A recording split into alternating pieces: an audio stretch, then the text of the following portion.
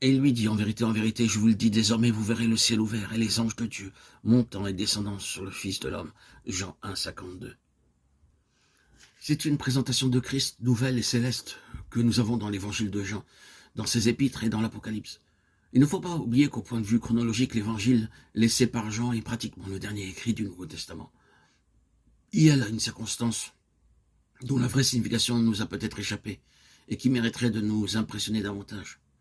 Nous prenons les évangiles comme nous les avons, d'après l'ordre dans lequel ils se trouvent disposés dans le Nouveau Testament, et nous nous trouvons ramenés par eux au jour de la vie terrestre de notre Seigneur.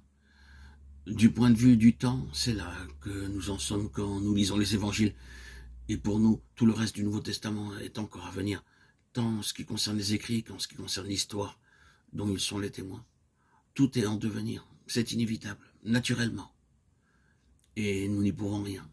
Nous devons cependant nous efforcer à nous libérer de cette impression et de nous placer dans la vraie situation. Pourquoi l'évangile de Jean a-t-il été écrit? Est-ce simplement pour qu'un récit de la vie du Seigneur Jésus sur la terre puisse être ajouté aux 2 ou 3 autres qui existaient déjà, et que l'histoire de sa vie terrestre nous fût ainsi conservée? Est-ce là le dernier mot de l'énigme? Mais en tout cas, pour beaucoup, la seule conclusion à laquelle il soit arrivé. On lit les évangiles dans le but d'étudier la vie de Jésus pendant qu'il était sur la terre. Cela peut être excellent, mais je tiens à souligner avec force que telle n'était pas l'intention première du Saint-Esprit quand il inspira la rédaction de ces évangiles. La chose est particulièrement évidente dans le cas de l'évangile de Jean, écrit si longtemps après tout le reste, tout à la fin, quand tout semble fini. Car lorsque Jean rédigea ces derniers écrits, les autres apôtres étaient dans la gloire.